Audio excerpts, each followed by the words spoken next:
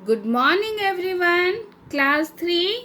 आज हम लोग आपकी किताब वाटिका से लेसन 8 पढ़ेंगे, जो आपको मिलेगा पेज नंबर 54 में। और लेसन 8 में पाठ है तितली की उड़ान। इस पाठ में हमें तितली के जीवन के विषय में बताया गया है। हम रंग बिरंगी तितलियों को देखते हैं, है ना, जो बहुत सुंदर दिखाई देती हैं। लेकिन क्या आप लोगों को पता है कि ये तितलियां हमेशा से इतनी सुंदर नहीं होती हैं।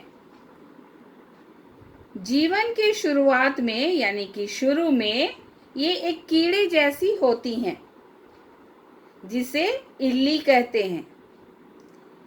इल्ली से तितली कैसे बनती है, इसके विषय में हम लोग जानेंगे। तो चलिए पढ़ते हैं।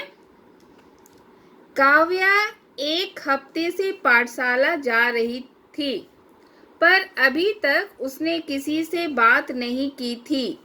इससे पहले वह कभी पाठशाला नहीं गई थी। वह सोचती थी कि अगर यह बात किसी को पता चल गई तो सब उस पर हंसेंगे। यानी कि काव्या इससे पहले कभी भी स्कूल नहीं गई थी, और यह बात यदि कोई जानेगा तो सचमुच में हंसेगा ही, इसलिए वो किसी से ये बात नहीं कहती थी। और अब वो स्कूल जाना शुरू कर चुकी थी और एक सप्ताह हो गया था, और इसलिए वो विद्यालय में किसी से बात नहीं करती थी। पाठशाला में उन्हें लैला दीदी पढ़ाती है। उन्होंने बच्चों से वायदा किया था कि वह उन्हें पाठशाला के नज़दीक बने बाग में लेकर जाएंगी। यानी कि पाठशाला में जो टीचर थी उनका नाम था लैला, और सभी उसे लैला दीदी कहते थे। और उन्होंने बच्चों से वादा किया था कि वह उन्हें स्कूल के नज़दीक जो बाग है, बगीचा है, वहाँ उन्हें घुमाने ले जाएगी। चलो बच्चों, कतार में खड़े हो जाओ। कतार में यानी पंक्ति में, है ना, खड़े हो जाओ। बाग में जाना है ना, लैला दीदी ने आवाज लगाई, है ना। उनको ले जाने के लिए उनको बोलती है लाइन में खड़े हो जाओ। सब बच्चे एक कतार में चलते हुए बाग में पहुंच गए। बाग रंग बिरंगे फूलों से भरा हुआ था, जैसा कि बगीचा को होना चाहिए, फूल पेड़ पौधों से भरा हुआ।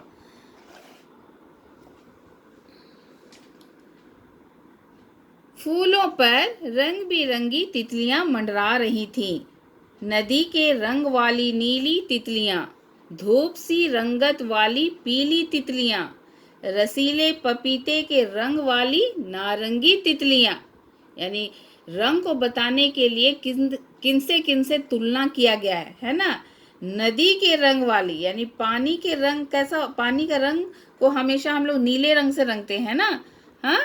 और धूप को हम कैसे दिखाते हैं, पीले रंग से, है ना। और पपीता तो पका हुआ पपीता नारंगी कलर का दिखाई देता ही है।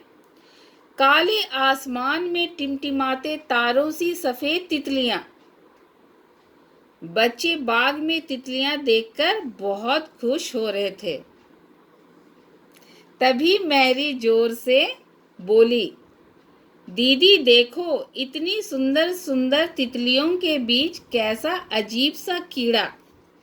यानी जब वे बाग पहुंचते हैं तब वहां वे रंग बिरंगी तितलियों को देखते हैं, है ना। नीली, पीली, नारंगी और काले आसमान में टिमटिमाते तारों सी सफेद तितलियां, है ना, वो लोग देखते हैं। और तितलियों को देखकर वे बहुत खुश होते हैं, इधर उधर घूमते हैं, है ना। तभी मैरी जोर से बोलती है लैला दीदी को कि दीदी देखो, इतनी सुंदर सुंदर तितलियों के बीच कैसा अजीब सा कीड़ा। वो एक कीड़ा को दिखाकर बोलती है कि ये कीड़ा बहुत अजीब है।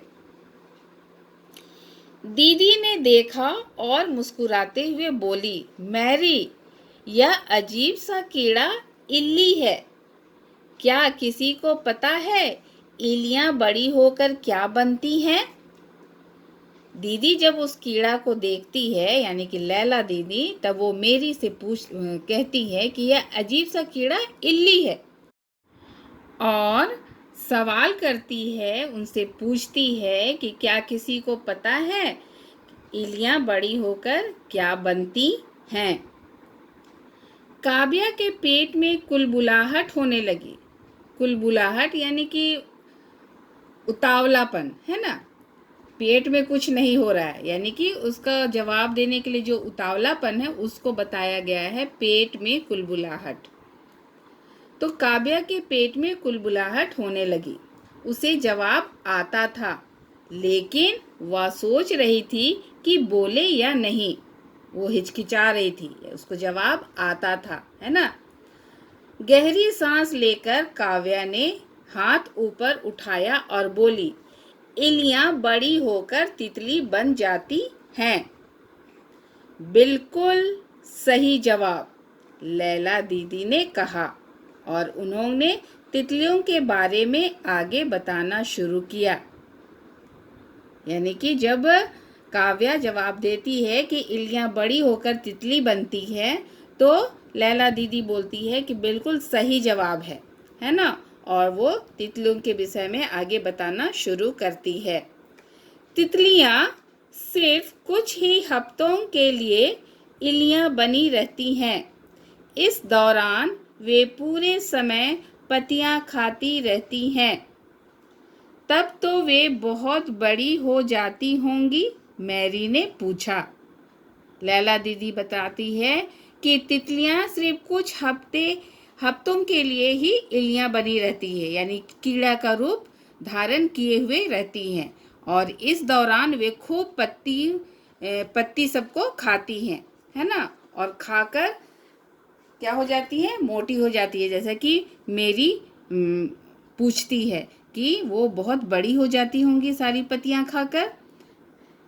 दीदी क्या बोलती है, हाँ, खूब मोटी ताजी हो जाती हैं। खा खाकर मोटी ताजी होकर इलियां पौधों के किनारों पर अपनी सुरक्षा के लिए एक खोल सा बना लेती हैं। इसी खोल के अंदर वे बढ़ती हैं और धीरे धीरे अपना रूप बदल लेती हैं। इस खोल को ककून कहते हैं, लैला दीदी बोली। यानी जब वो कीड़ा के रूप में रहती हैं तितलियां, तब वे पत्तियों को खाती हैं, और तब पेड़ की टहनियों के किनारे सुरक्षा के लिए वे एक खोल जैसा बना लेती हैं, और उसी खोल के अंदर वे बढ़ती हैं, और उसी के अंदर रहकर वे अपना रूप बदलती हैं, और इस खोल को ककून कहते हैं। जैसा कि आप लोगों को यहाँ चित्र में दिखाया गया है, इल्ली और ये ककून, इसके अंदर में ये कीड़ा जाएगा अंदर, और वो धीरे धीरे अपना रूप बदलते हुए किस तरह से वो तितली बनेगा, और पूरा तितली बनकर तैयार हो जाएगा। अच्छा बच्चों, क्या कोई मुझे बता सकता है कि तितलियां फूलों पर क्यों मंडराती हैं? लैला दीदी ने पूछा।